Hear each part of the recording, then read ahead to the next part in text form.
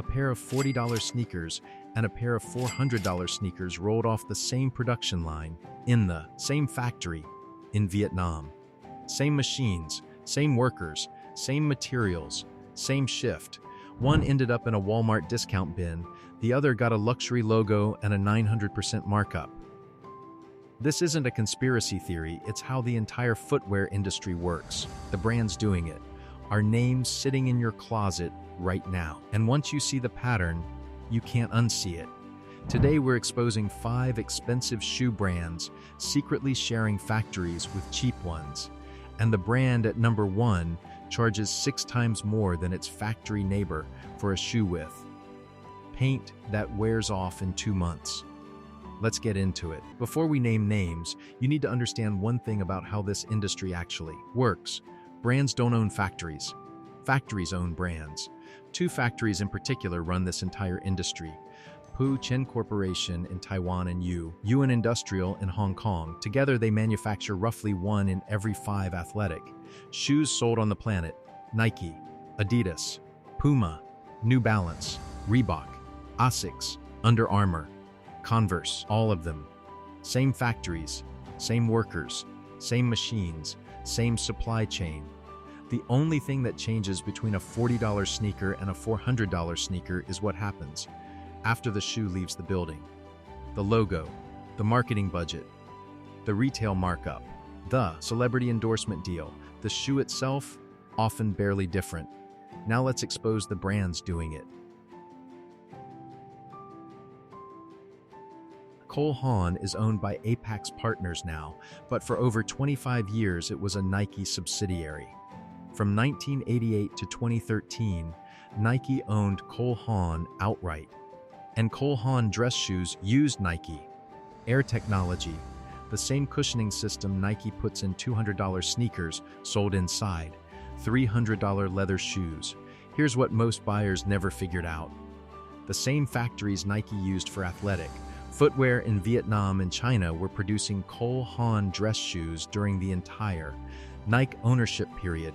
Same suppliers, same labor, same construction methods, just glued onto a different last and stamped with a different logo. A pair of Cole Haan original Grand Oxfords retails for $200.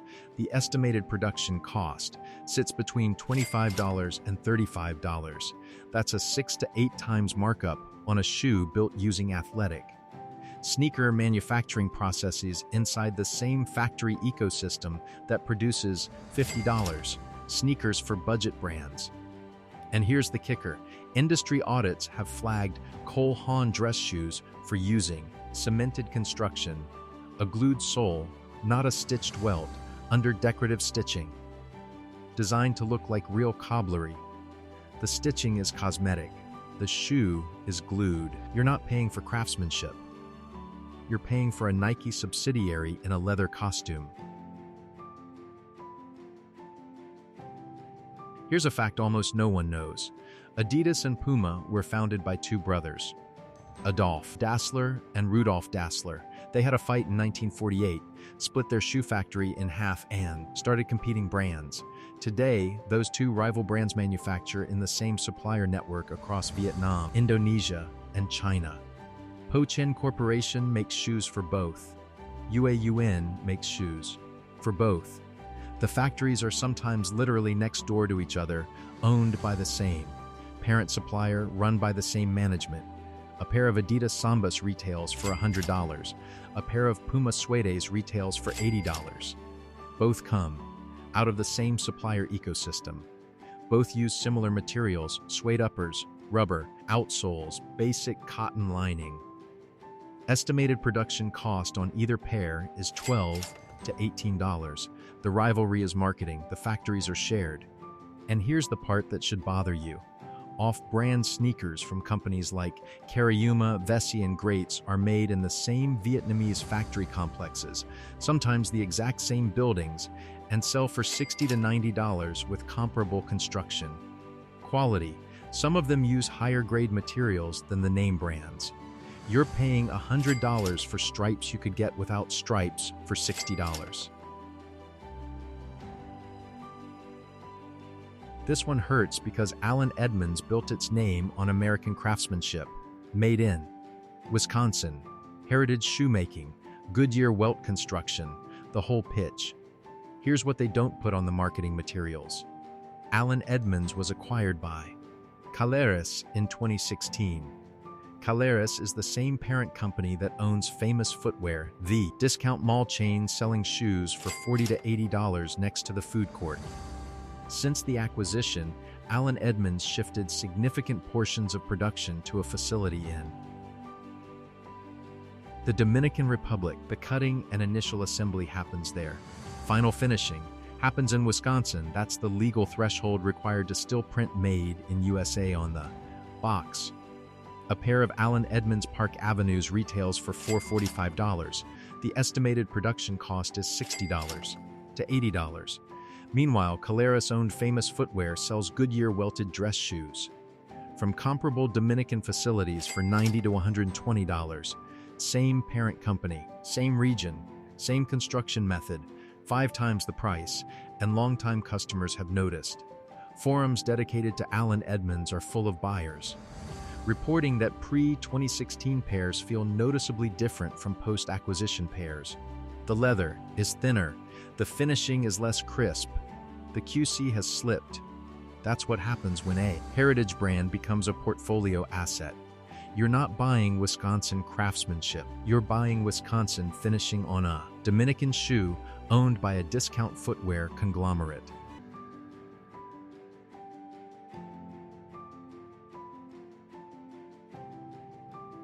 This one's wild. Clark's Originals desert boots retail for $160.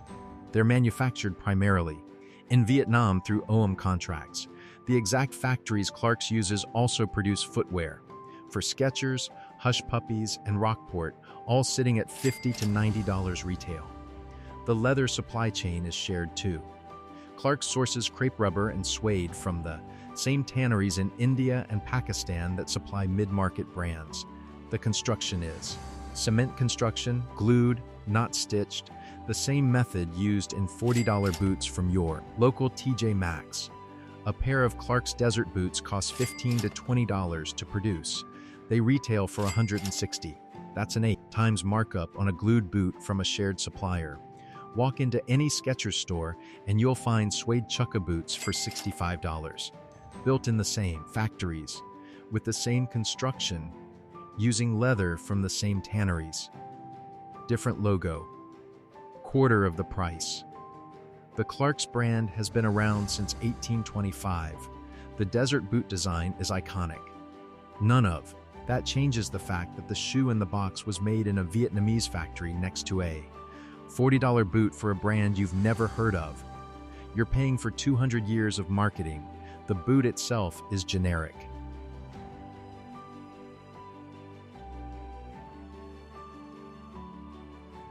Here's the one that should genuinely make you rethink brands. Christian Louboutin shoes, the red-soled luxury shoes selling for $895 to $2,300, are not made in some artisan workshop in Paris. They're made in factories in Italy, specifically in the Marcia region around Civitanova, the same Italian factory region that produces shoes for mid-tier brands selling at $150 to $300. Brands like Cole Haan's higher-end lines, Allen Edmonds' Italian-made styles, and dozens of private label luxury manufacturers you've never heard of.